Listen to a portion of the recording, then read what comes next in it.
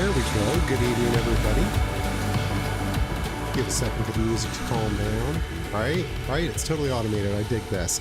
Welcome to yet another episode of a Rising Tide podcast. My name is Zach Kidd. I'm not going to do the crazy intro thing because I've got my guest, Christina Carroll, waiting in the wings. She's a lender with CrossCountry Mortgage, and let's bring her on. Where's my right button? Me and G1. There we go. Christina, are you there? Yeah. There we go. I had a bunch of technical issues on my side, but I think we've got them ironed out. Maybe there's a couple things. Yeah, we're here and it's working, so I'm happy. So anyhow, so Christina, tell me about CrossCountry Mortgage, right? Yeah, CrossCountry Mortgage. They're currently the nation's #1 retail lender. So the advantage of that is I'm able to shop literally thousands of banks for interest rates, and I can do loans in every single state except for, I think, like Maryland or something. Anyways, it's not come up. Yeah, who cares? Who cares? It's a small state and it's up north. It's a tiny state. Yeah.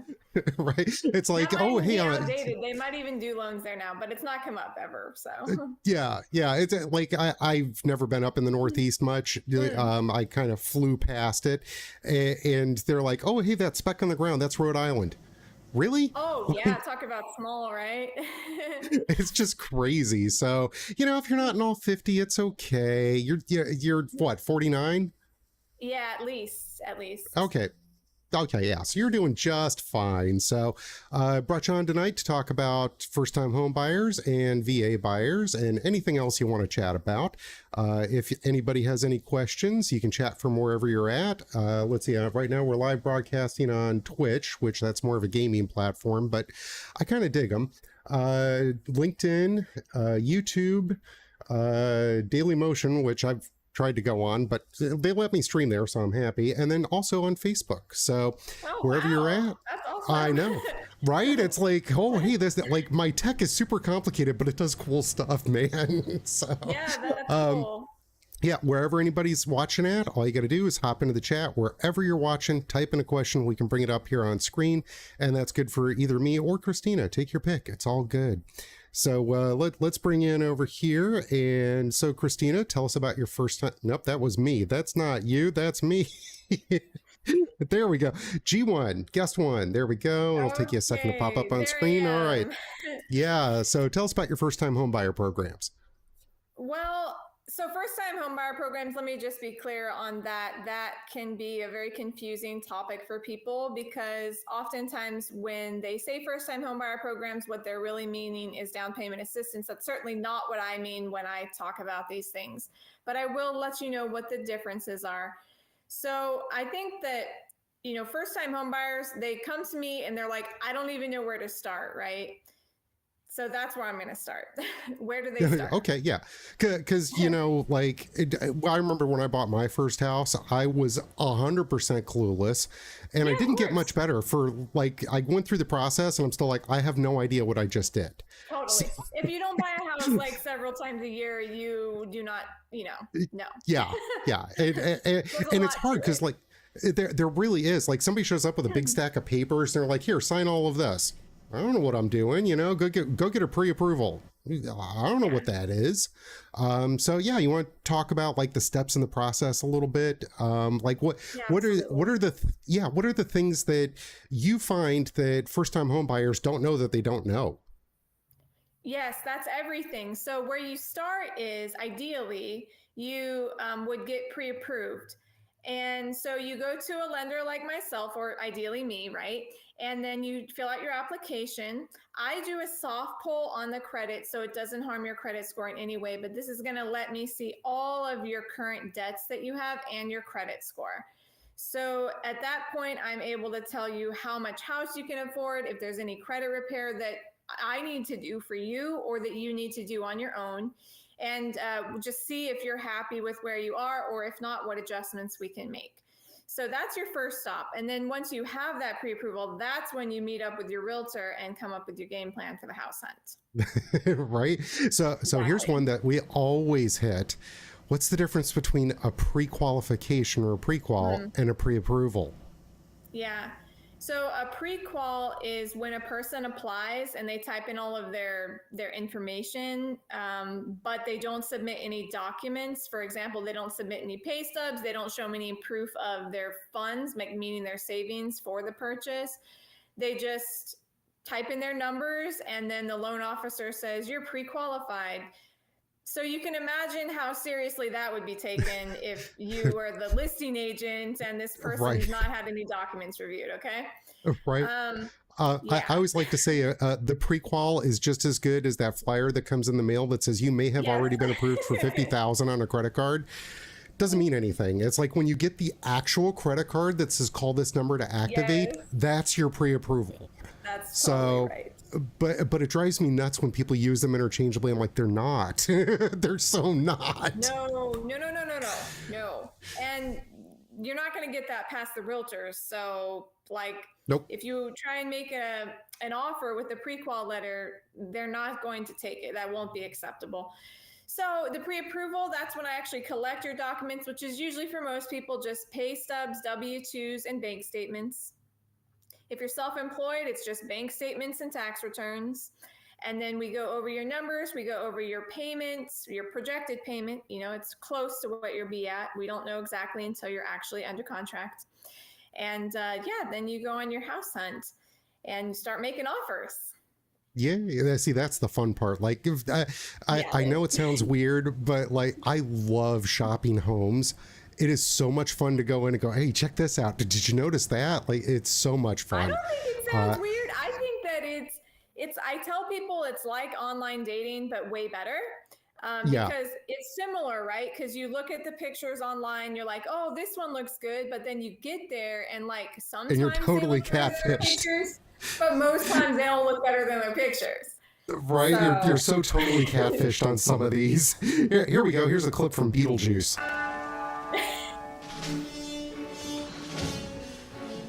Little gasoline, blowtorch, no problem. Yeah, pretty much. We've all seen those houses, right? Oh my Lord! You know, we can actually do a renovation loan on a house that's been burned to the ground minus one wall. Just saying. It's got to have one wall standing. Like, it doesn't even have to be standing good. It's just it's there.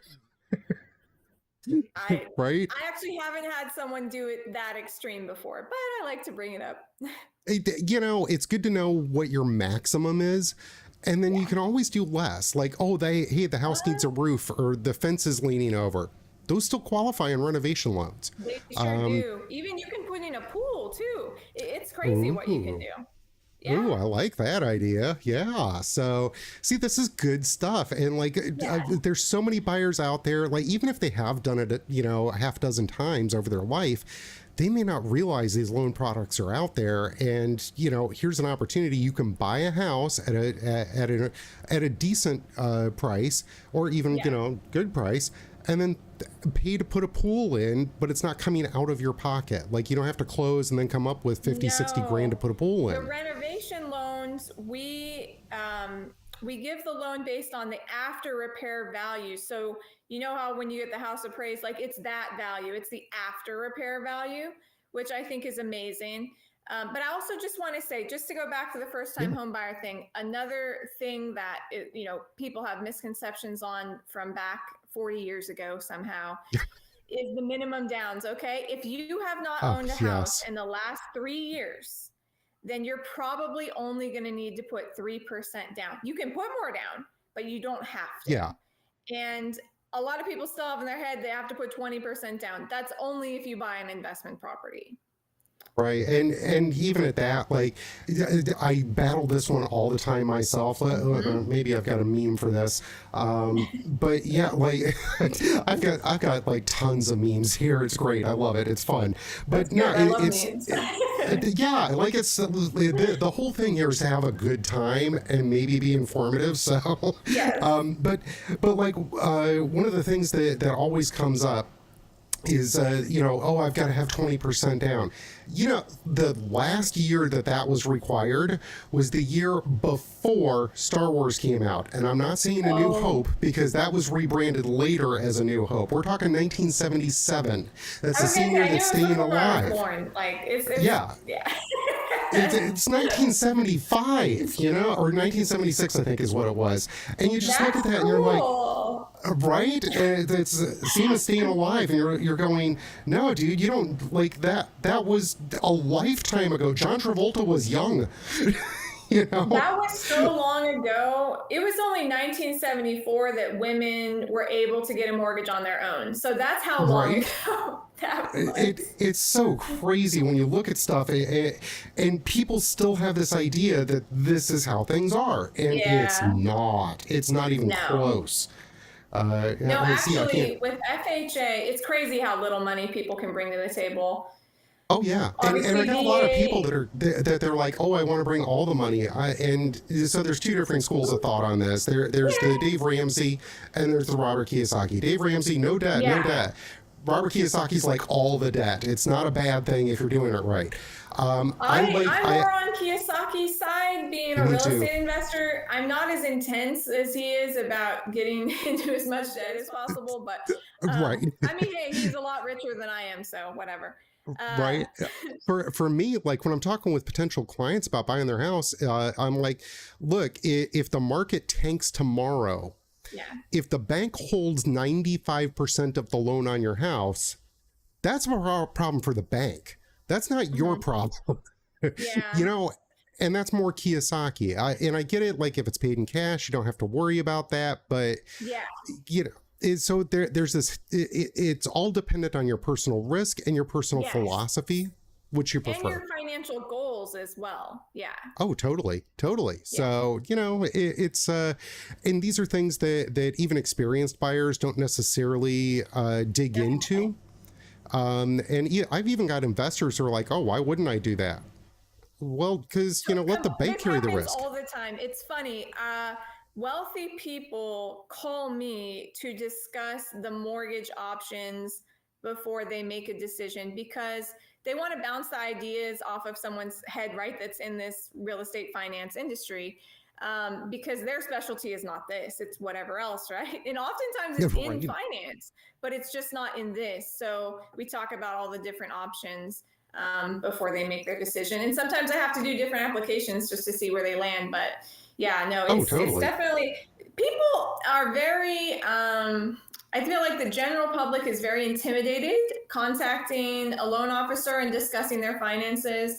I've never been like that, so I've never quite understood that. And my family, my everybody talked about money quite openly. My mom was a loan officer, so was my aunt. Maybe that was why everybody in my family does invest in real estate.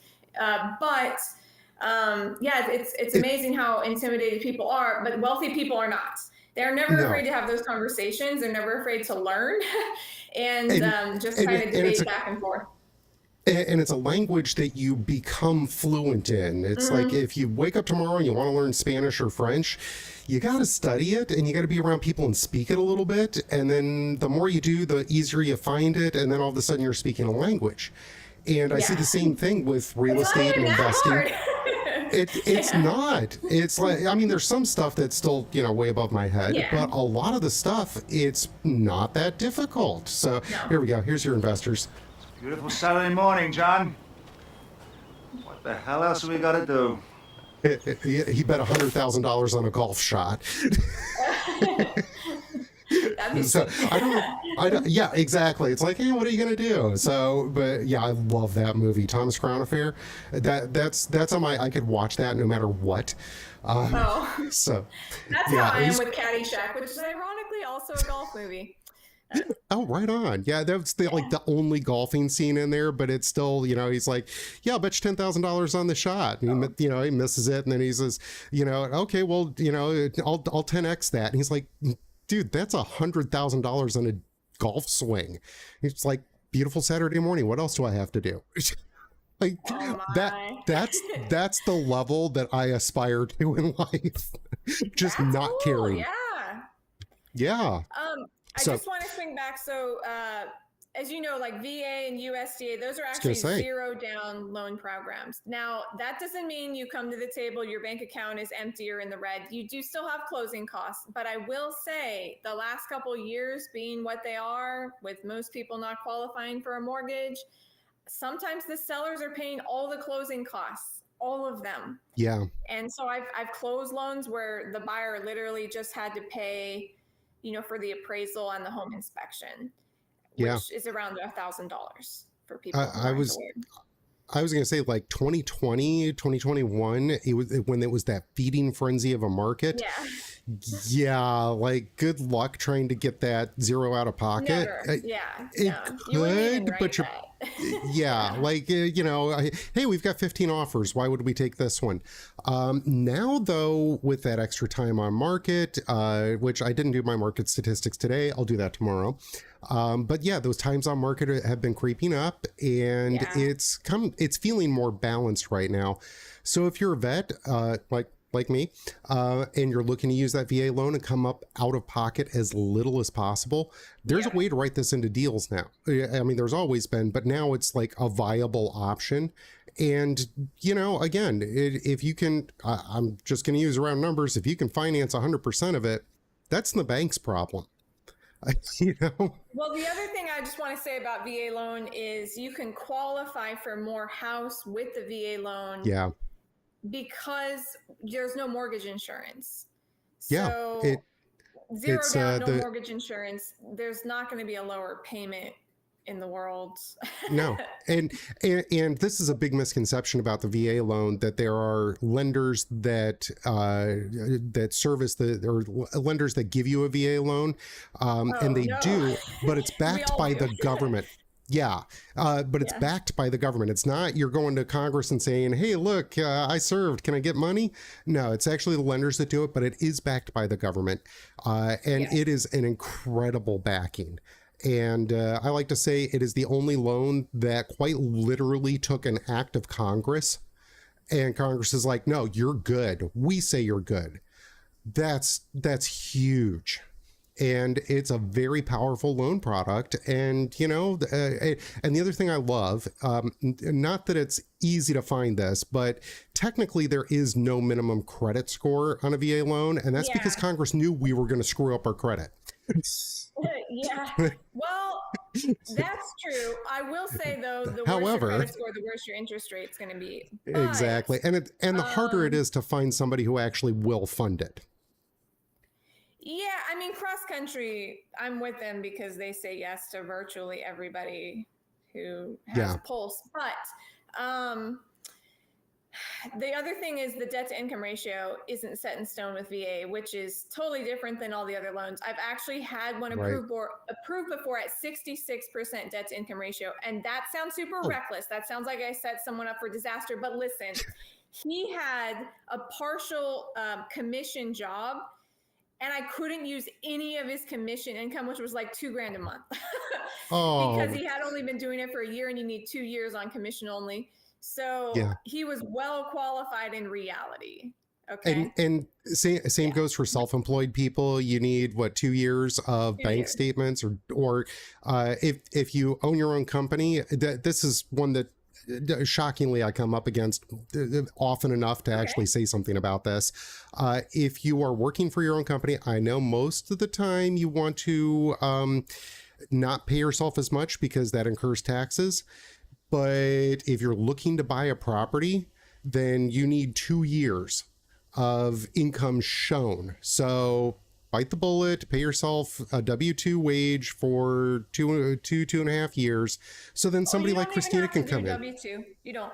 Well, you don't, but you have to show you're getting this much income in some variety. So I don't let people chance that. If someone's self-employed and they're preparing to qualify to buy a home, I have them send me their previous year's tax returns. Then I can tell them exactly how much net income they need to claim for the next year to get the house price that they want. So that's how we do that. So yeah, do the heads up thing. See, I know just enough to be dangerous, and that's where I go, hey, call Christina. You're not wrong. You're not wrong, but I'm just, devil's in the details. So they it shouldn't is. just wing it. No, and that's where I say, like, these are things that you need to know about and talk to a lender who actually knows exactly what you need in order to qualify. Because like you said, it doesn't have to be W-2. They can do 1099, right? Just I mean, I've even qualified someone for a jumbo loan based on capital gains income. There's a lot we can do with tax. Yep, it's true. There's a lot we can do with tax returns. That one's an outlier. That's not too common, but still there's a lot we can do. You're not going to get good advice going to a financial advisor about this. They do not know all these things. Mortgage people only. Do not wing it.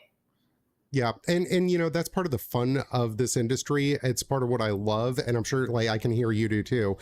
Yes, our bread and butter is the bread and butter.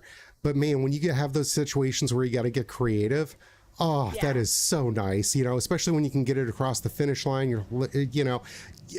There's something in, here's this unique problem and being able to solve it. That's just jaw dropping. Like, it's so much fun.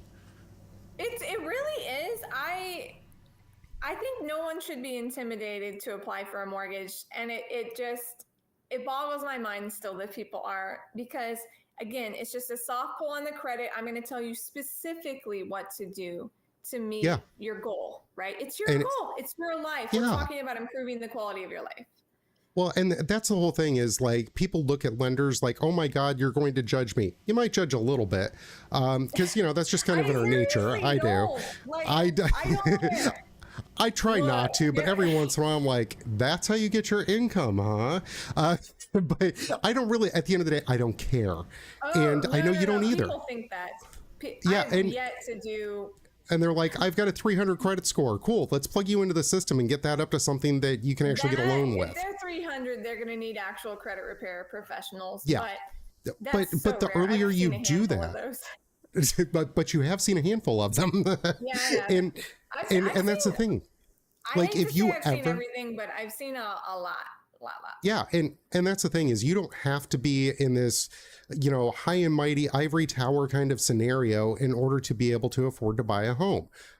If you start the process early, if you think something's wrong or you're not 100% sure, you know, you got a low credit score, maybe, you know, you've got higher debts or something like that, talk to a lender, because the lenders know how to fix these problems. And they'll and I know everybody's like, oh, I'll go online. Look, you and I both know, No. You know, hey, we're going to charge. It's still figured out online, I'm afraid. It's a personal thing. It's a personal thing per person.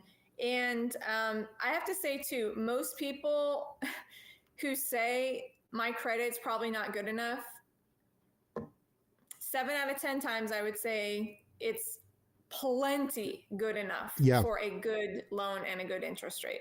I think a lot of people are very hard on themselves about their credit scores. Well, and a big part of that is because they've been told their entire life you need to have 20% down and an 800 credit score, or maybe a 780 score. Yeah, and it's totally, and you know, when you're in the industry and you know the facts, and you're like, that's not even close. Like, you know, it's you know, the VA loan. I remember this when I was getting out of the military, and they told us in our transition class, don't waste your VA loan. You can only use it once. And I just, my brain melts every time somebody tries to pull that with me. Yeah, that's crazy. Yeah, I haven't actually heard that maybe years. Thankfully. Right? But there's still a lot of people who served who that's what we were told, so that's what we've got in our mind. People think that about FHA too. There's just a lot of confusion. Look, I think that mortgage people are pretty friendly. I think I'm pretty friendly. I was a social worker for 10 years. Like, I'm not a very judgmental person. I certainly don't care. My goal is to help you succeed, and I literally won't get paid if I don't. So we're on the same side. Yeah, and that's what it ultimately boils down to is, you know, this is how you shape your team. You find the good lender, you find the good realtor, somebody that you go, yes, this is somebody I want to work with, and somebody who's going to support me on my journey to buying a home. And it doesn't even end there. I'm in touch with people forever after. Like, Yeah, because you don't know, things like, change. Maybe they would benefit yeah, from a refi. Maybe they're getting divorced. Maybe yeah, like life happens. It really yeah. does, for better or worse. So yeah, Well, I don't and ever that's lose touch. and that's a big thing for me is the really good lenders, and I make a distinction here that, you know, it's just like with I make the linguistic distinction between there's realtors and there's real estate agents. I have to be very nice through the code of ethics how I talk about realtors, but real estate agents, I can dog on all I want to. You know, and same thing like with lenders, there's good ones and there's bad ones. And the good ones are the ones that go, you know, I don't know what the time frame is in between when you purchase and when you can do like a HELOC. But the day that happens, you know, hey, I just want you to know you'd now qualify for a HELOC. You know, I don't know what your current property would appraise at, but just going off of rough numbers, maybe you've got 10,000 that you could draw on. And do you need a new car? It's not a time period. It's a matter of equity. So like that could be fast or There you go. slow. Yeah, depends on the market. Can I tell you an inspirational story? Absolutely. Okay. So a couple years back, I had a couple approach me, and he had been out of prison for a couple years. She also had a super rough background involving criminal justice, and they had struggles with drugs, but the rap sheet was really long. Okay. And so they were both out, and they had a child. It wasn't his, but they were raising a child together. And I really liked these people. Now, this might probably the social worker in me, okay? But I love a comeback. I love a comeback story. I love being a part of it. And, right. It's that whole underdog vibe that we love. It is. But this story, I'll never forget. I'll never forget these people. And anyways, you'll see. So we work together. There's some things that need to be done involving their credit, involving their savings, et cetera, et cetera. But within probably 6 months, they bought their first house. It was a townhouse. He actually got approved by the HOA, which all of our jaws hit the floor. We're pretty sure they didn't actually pull that criminal background check that they paid for. Like, we're 99% sure. Anyway. Yeah. Or they didn't care. You know, so it was Sally's last day. We got in the house. Everything was cool. And life was stable. They called me about a year and a half later. It wasn't even quite 2 years. And she's like, we make over $300,000 a year now, and we want a house with a pool. We're done with the townhouse life. I was like, dang. Nice. Right. So I take their application, and even though they're killing it financially, her credit score was 500 on the dot. So you can't do a loan if it drops even 1 point. So I said, we can't even do this. But I'll see what I can do. Now, there was nothing I could actually do with her particular credit report. There was some items that had to be removed, and I can't do that. So I sent her to credit repair. It took 6 months only, just 6 months with them. She did everything they said, which is key to credit repair. You actually have to do the steps they tell you. She did everything they said. 6 months later, she was pre-approved. I think, gosh, it was like $650,000, $700,000. That this house they landed on. It's actually not too far from where I live. And they got an amazing pool, amazing house. Couldn't be happier. This kid was now adopted by the man. And honestly, I just love these guys. They have single-handedly changed their family trajectory. And I just couldn't be more proud of them and their success story. I know that they're going to continue to thrive in the future. I look forward to helping them get into real estate investing, because that's still probably a couple years away, but they know. But that's the next step. The woodworks. Amazing. Yes. The fact that these people, they literally get turned down all the time when they go for jobs, when they go for credit, like they get said, they're just used to hearing no. And when they hear no, they say, well, no, how? And then we work for it. I love that attitude. Yes, that's a very Robert Kiyosaki thing, which if y'all don't know who we're talking about, that's the author of Rich Dad, Poor Dad, and he's got a bunch of other books. But you know, it's not yes or no, or I can't do that. It's how do I do that thing? And that that completely reframes your entire discussion. And then you start bumping into people like us who are like, hey, here's something that you may not have considered. And I do that all the time, probably to my detriment, but I like people to know you have more options than you think you do. And if you choose to do this thing, that's cool. I'm not going to fault you for it. But, you know, just like, oh, I want to buy a single family home. Okay, but did you know that same loan can get you a duplex, a triplex, or a fourplex? That could be a game changer. That can put you on the path to real estate investing. And, you know, like that puts you in then you're on your path to generational wealth. Yeah. Why not? So let me just comment on that so people know what you're talking about. Yeah, please do. When a person buys a multifamily property and they reside in one of the units, so they're buying it as a primary residence, before you even close on the property, I am able to count the assessed rental income that's assessed by the appraiser at 75% as though you're already earning it. So you might have only qualified for a $300,000 house, but now you qualify for a $600,000-$700,000 multifamily, depending, you know, how much income it's bringing in and how many units.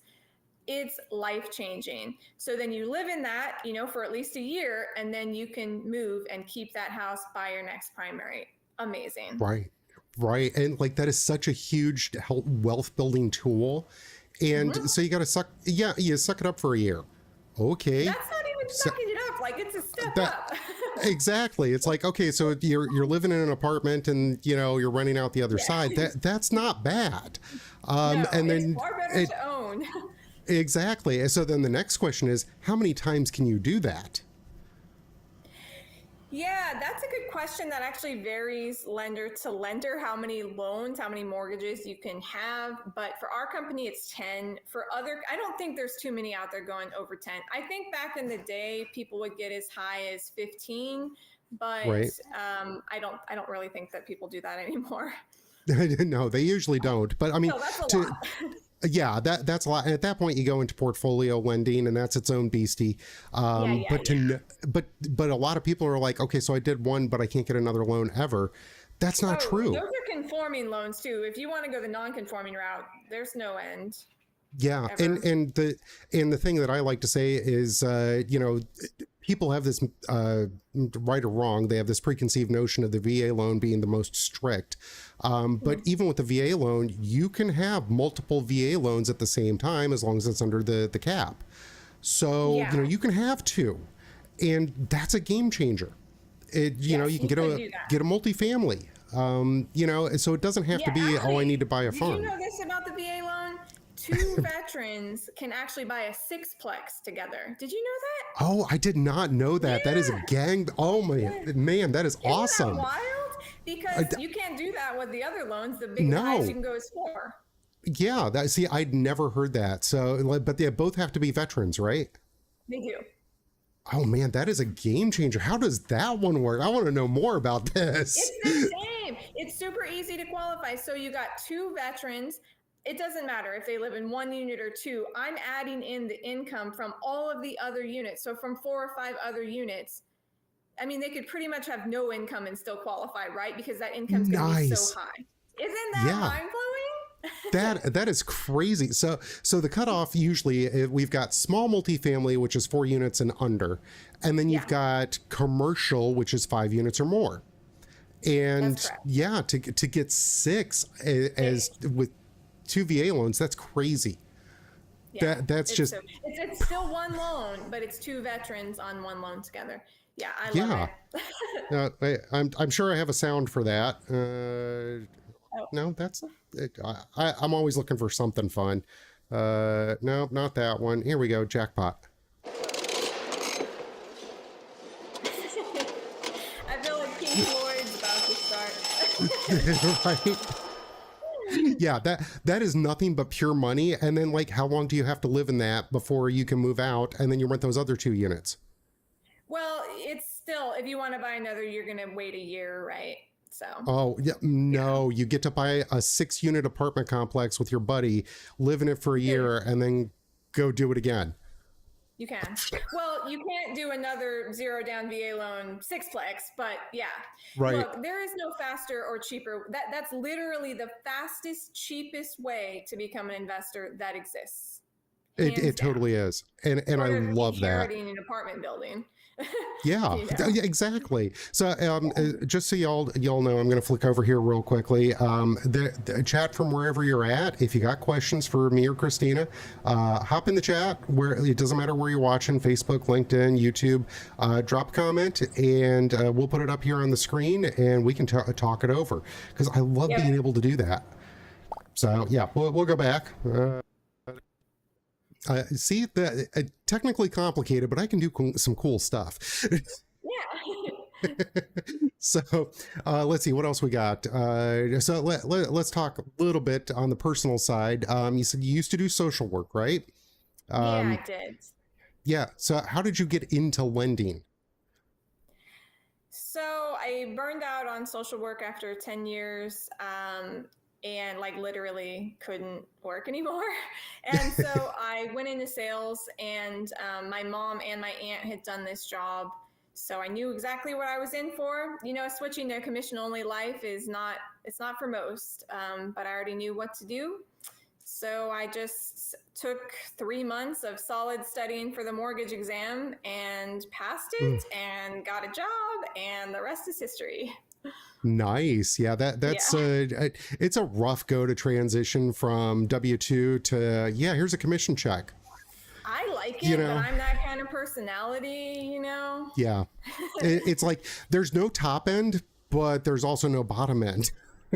So you have to be good with that. The first year I worked 7 days a week. The second year I worked 6 days a week. I still work 6 days a week.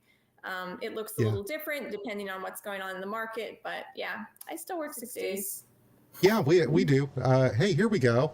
My buddy Steve Davenport. He says he's watching on Facebook, and he also has CrossCountry mortgage. So that's cool. Thanks for commenting, Steve. I totally appreciate it, brother. It's always great to get feedback from somebody who is watching. I love this. I love this because so much of the time it's like, oh man, I'm talking to nobody. But it's, that's why I like doing the recordings, because we can cut these down later and use them as social promos, because you've dropped some absolute gems. So thank you. Yeah, I totally dig that. I really enjoy talking about this stuff, but I know people don't really find it interesting until it's relevant to them. But I like to inspire people. I like to take away all of their anxieties about it. There's no need for that.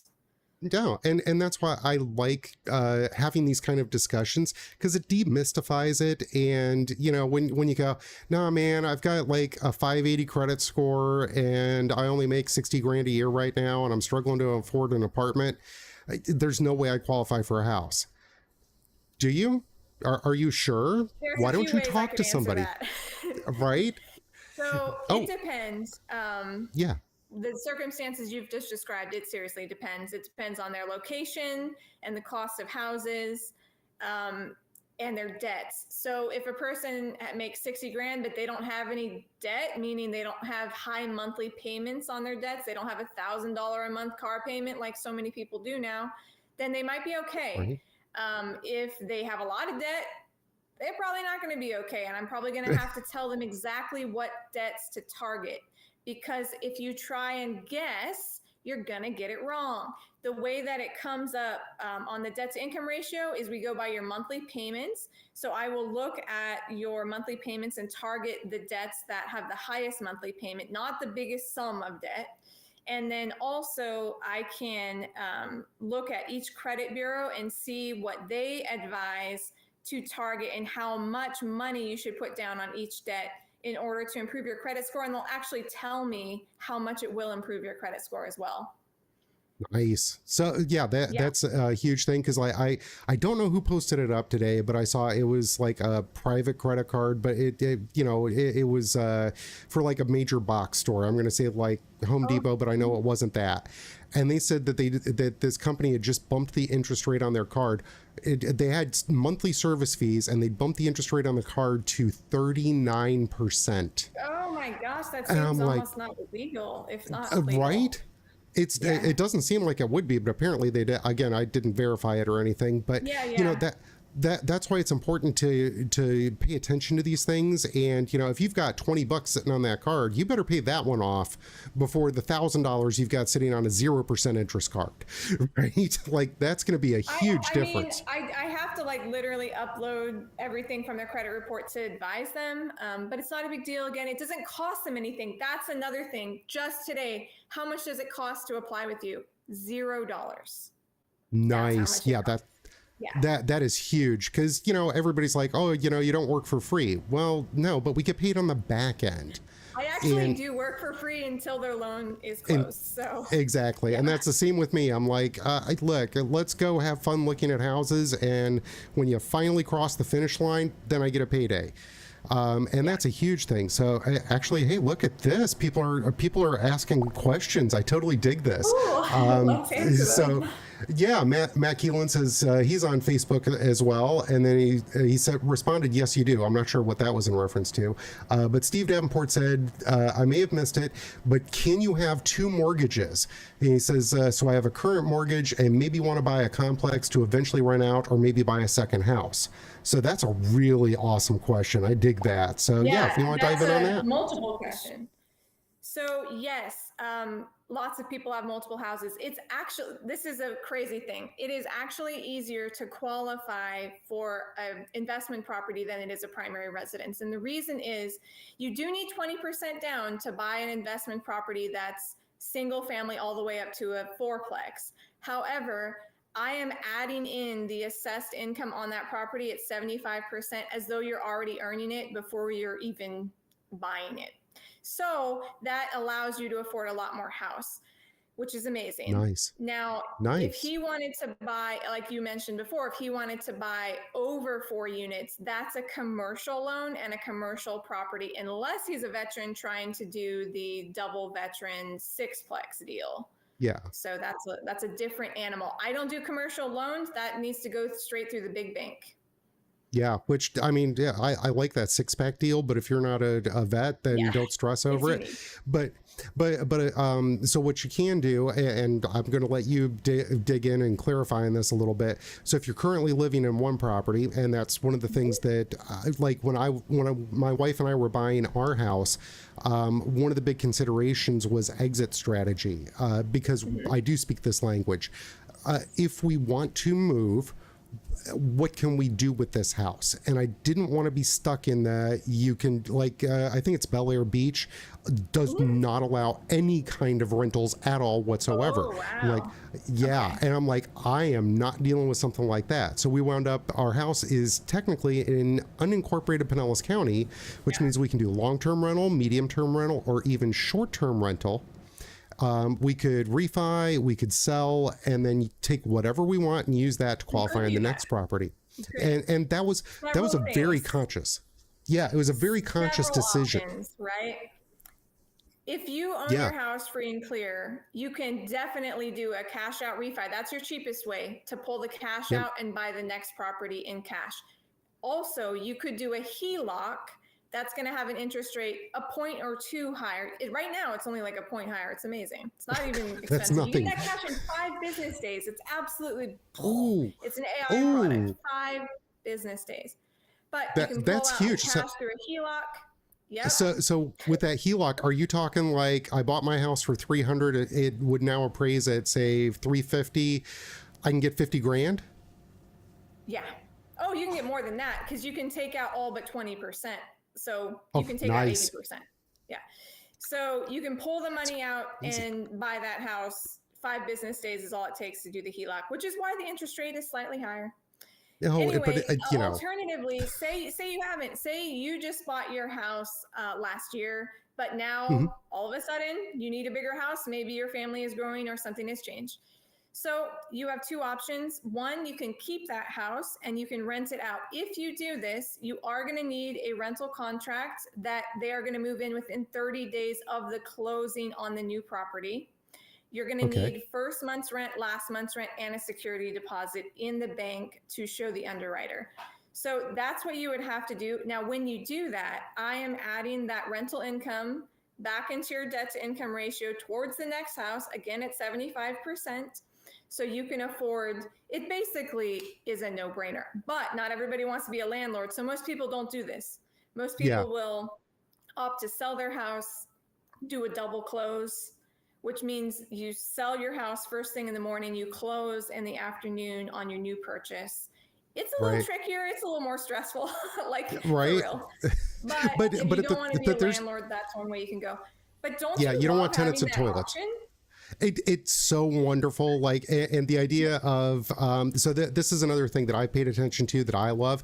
It's the whole, okay, I want to rent my property, but I hate the idea of tenants, you know, and having to worry about repairs.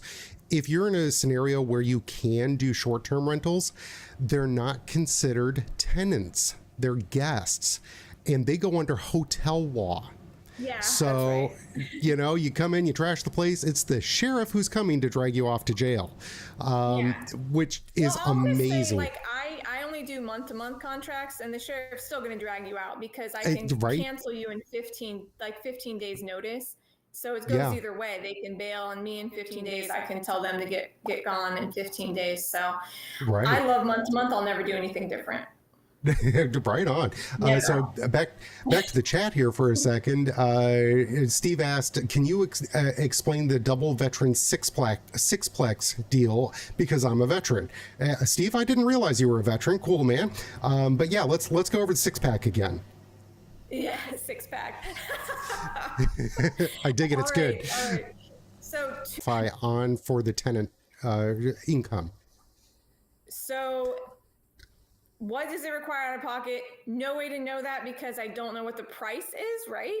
But I'm going to say you're going to have to pay for your appraisal. You can still do zero down. You're going to have to pay for your appraisal. You're going to have to pay for your home inspection. So all in all, you're talking about $1,000. And to qualify, we have your income, the other veterans' income, and then the income assessed by creeping up for $1,700-$1,800. $2,000 is like the low medium. So if you're pulling in $2,000 per unit times 4 units, that's $8,000 a month. You take 75% of it. That's what, $6,000? Not the math guy. Or the veterans are in 1 unit. Difficult. There's not a lot of them here, and even duplexes. They're you know, there's some areas of the country where they're like, yeah, we got thousands of them. I'm like, we got about 100 maybe between. I know.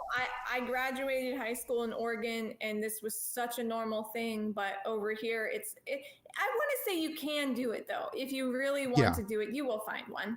My brother losing on a house, it might be your own, and it's big and it's scary, and you know there's paperwork and there's terms that you're not going to know, even though you've listened to me for all this time.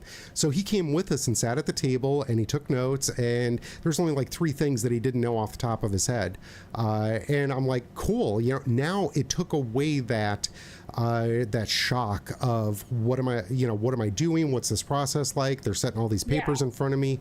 And, you know, it was a phenomenal experience for him, whether or not he realized, like he kind of got it. But I think when he goes.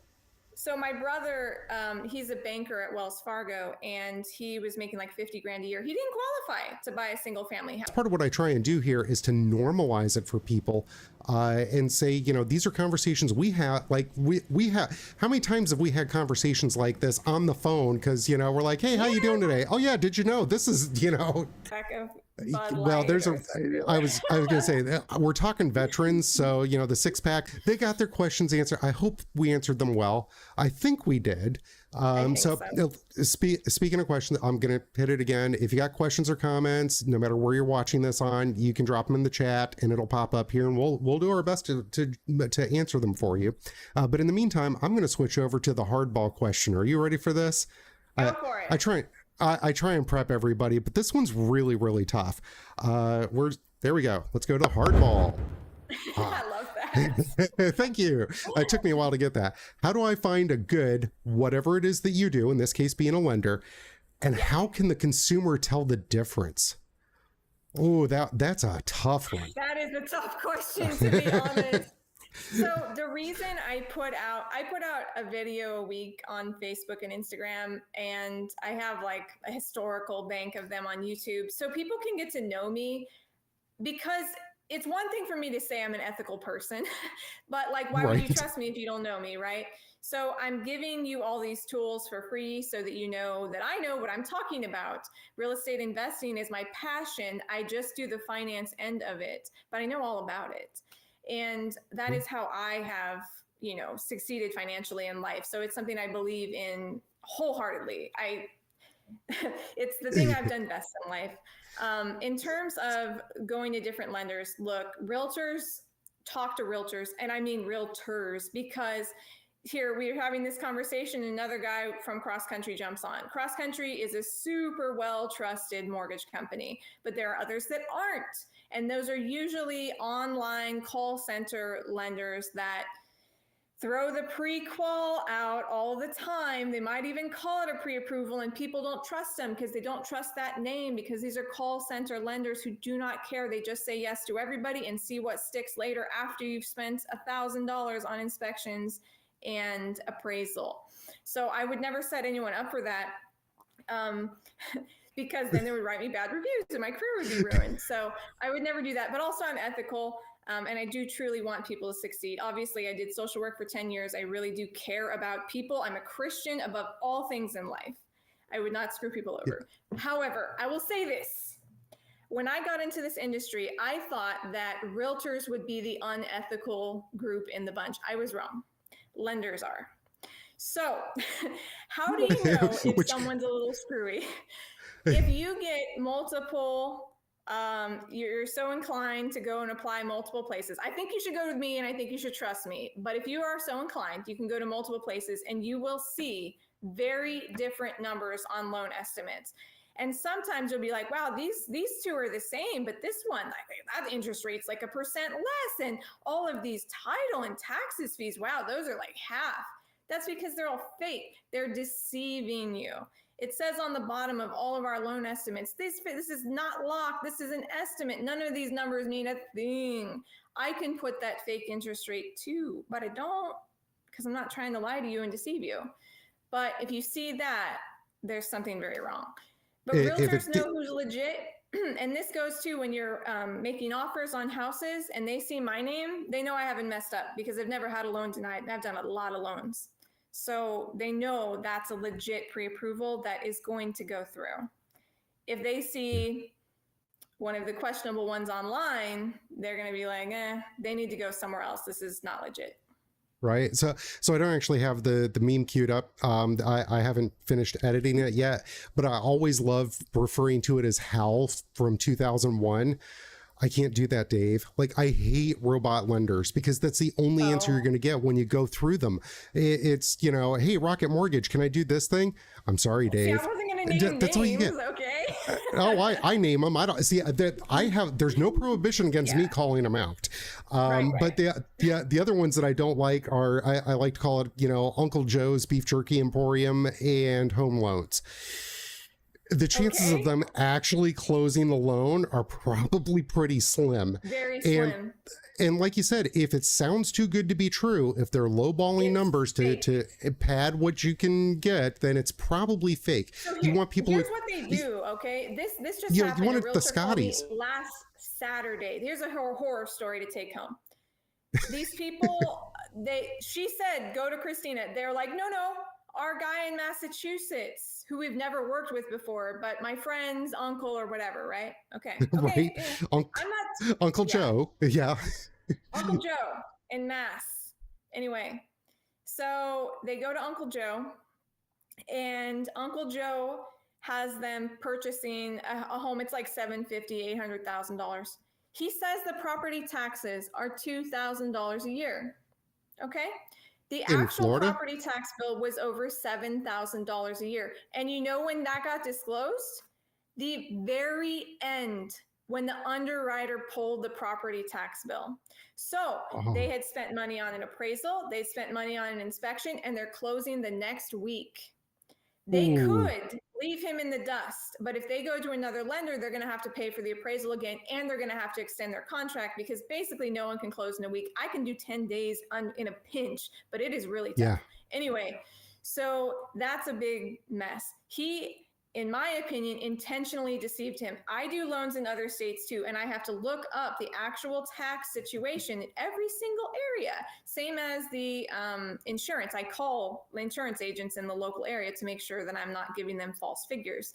Because when you get dropped with that, most people, if they got dropped with that, the debt to income ratio is too high and their deal's dead and they get nothing.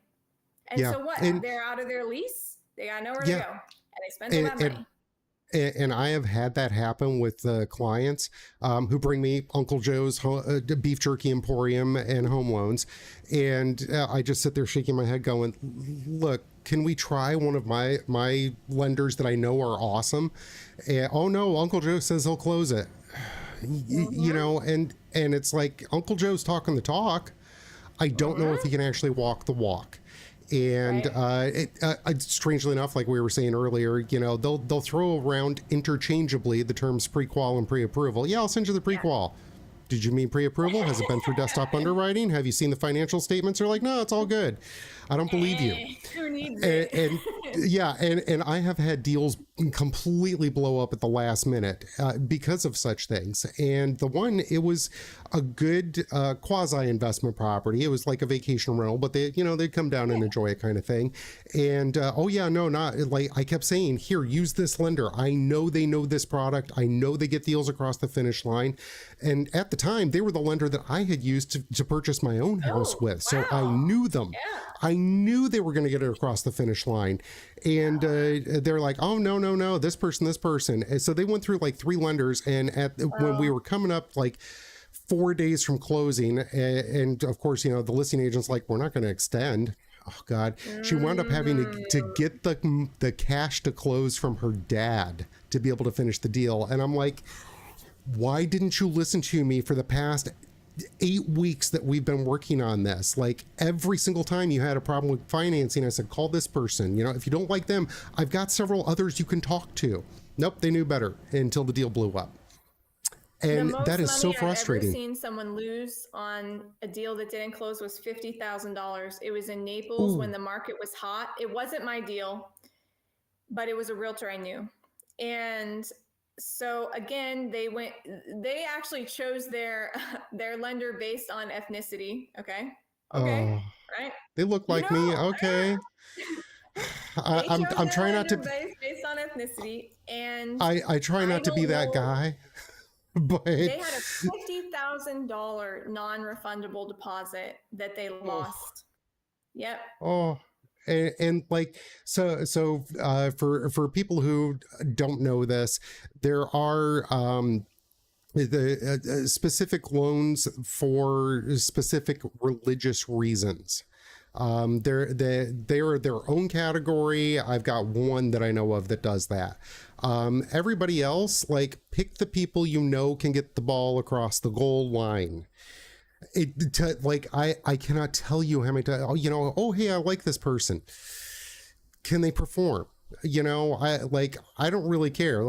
I was watching a video the other day and they were talking about Larry Bird was just such a jerk to people, but man, he could play ball.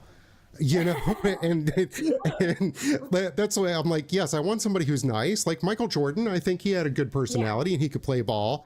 But if you're, you know, if you got to choose me to play ball or Larry Bird, please pick Larry Bird. Like, you know, I mean, the guy could be in a wheelchair at this point and still whip me in basketball. So, you know, like, go with the ones you know are going to get it across the finish line and who are actually set out to help you. Because there's so many out there that are just, you know, hey, I get, you know, so much from doing this. It's like, no, like, how are you going to feel when you could lose your earnest money? And that could be, you know, $1,000 or 1% of a purchase price. So on a $500,000 place, that's $5,000. That's very normal in this industry, in this area. Or you could say, hey, look, you know, I've got it all and I put it all as earnest money. Oh, so you got 500 grand sitting there. We're going to find a reason to blow up this deal, you know, don't do that. I will tell you right now, don't do that. And I don't care what Uncle Joe and his beef jerky emporium and home loan stand says. Don't do that, you know? So, but like, we've got some good stuff here, don't we? And I think so. Like, like this is so much fun to talk about all of this. I geek out on this stuff all day long. So I do too. Well, you know, I work 6 days a week talking about this stuff. I literally dream about it. But I just want everyone, you know, who's watching to know we are just like this all the time. Like, we're easy to talk to. We're here to solve the problem. We're here to get you whatever your goal is. And there is a way. If there's a will, there's a way. Yes. And it may not be today. It may take you 2-3 years to rebuild your life to the point where you can capitalize on this. But I still think it's crazy.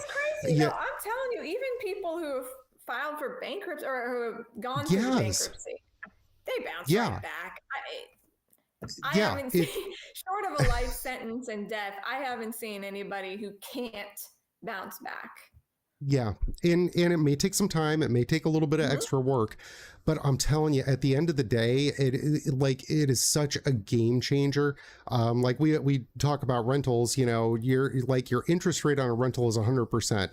At no point are you going to live in a rental property for 10 years. And the day you go to move out, your landlord will never come and say, here's a stack of cash for being a good tenant. It doesn't happen. It doesn't exist. But when you buy a house, there you go. When you turn around and sell it, there's your stack of cash. That's your equity. And you're always going to need somewhere to live, though. That's the thing. Yeah, you need it. So let it pay you when you move. That is such a huge thing. And I like talking about this one too. And I'm kind of digressing a little bit, but the capital gains tax exemption. I love that because, so for those of you who don't know, that is, as long as you live in a property 2 years out of the previous 5, and then you turn around and sell it for a profit as a single individual, you can cash out up to $250,000. And the IRS literally says, we consider that tax paid. Don't tell us about it. If you're married, it's $500,000. Again, I'm not an attorney. I didn't even stay at a Holiday Inn Express last night, but it's section 121 of the IRS code. Go check me. And like, that is such a huge wealth building tool. And the way I like to say is, if you lived in it for 2 years, you sold it, and like after all the fees and everything, you sell it for an extra 30 grand. You pocket 30 grand after 2 years. That is the equivalent to a good part-time job under the table. For 2 years, and all you did was live someplace, and maybe you gave it a coat of paint. It paid you, It did, and that, like, last I checked, which admittedly it's been a couple of years, but the average college loan debt was around $30,000, and even if it's up to 40 or 50 now, you could still very reasonably cash that out on your first property. You know, these are financial tools that when you're literate in this field, it's a game changer. And I love telling people about this because a lot of people have absolutely no idea that any of this stuff exists or can be used to their benefit, or, you know, like I always get a kick because I love talking about the capital gains tax exemption. Every time they pop on the news and they're like, it's a sales tax free weekend, go get school supplies without paying sales tax. And I'm like, but do you own your home? You know? Well, I'll take them both. Well, yeah. I mean, it's always nice, but you know, of the two, if you want to pick something, buy a property. You know, take that money. So, take the money. Anyhow, looks like we're at an hour. Future. Yeah, exactly. So, looks like we're at an hour now. I mean, I can keep going all night, but you know, my dog needs to eat too.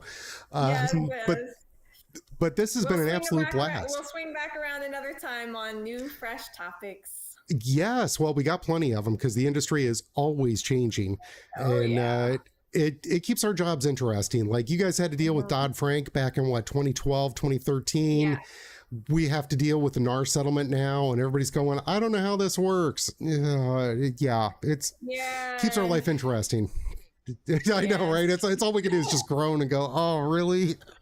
But, you know, things change every single week. So in mortgages, they literally change every week. Yeah. Well, you know, there's, you know, the interest rate is fluctuated, or, you know, this new program. This new. Yeah, it's like hourly. And then you've got, you know, Homes for Heroes. We just dropped, you know, $15 million into the bucket. The and you're like, Hometown Heroes. Yeah. Hometown Heroes. There you go. There's so many things out there that, yeah, like go find a great lender like Christina, follow her on social media.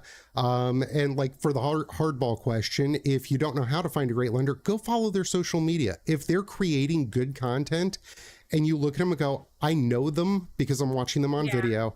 I like what they're saying and how they're saying it. And I feel like I can trust them. That's somebody you need to follow. And when the time comes, that's how you find a good one. Check out what they're saying, how and why. And what I like is, and it took me forever chewing on that hardball question, find the people who are trying to help you as a consumer. Mm-hmm. I see so many agents that are like, me, pick me. And I'm like, no, yes, pick me if you think I'm a great fit for you. But if you go, oh, this long haired dude, I don't like how he talks about stuff. He speaks kind of plain and he's a veteran. Great. Like I've got other people I can connect you with. Exactly. Right. And so I'm like right on the edge of Dunedin.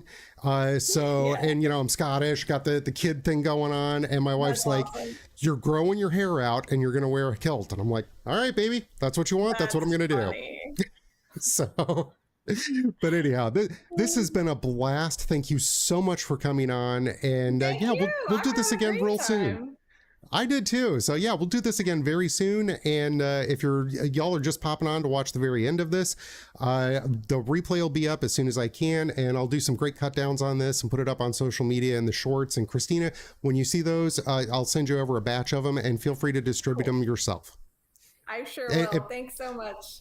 Yeah, absolutely. And make sure you tag me in them, because, you know, that's an important thing on social. I will. I'm good. All right. Thank you so much, Christina, Thank you. And we really appreciate it. And we're going to get out of here. See, I don't want to do that one because all the platforms will ding me for using that. So yeah, let's do this. Thank you for joining us. I'm Robin Leach with those champagne wishes and caviar dreams. We all look forward to being with you on the next edition of Lifestyles of the Rich. Oh, those are the good days. I love that. That's the good days.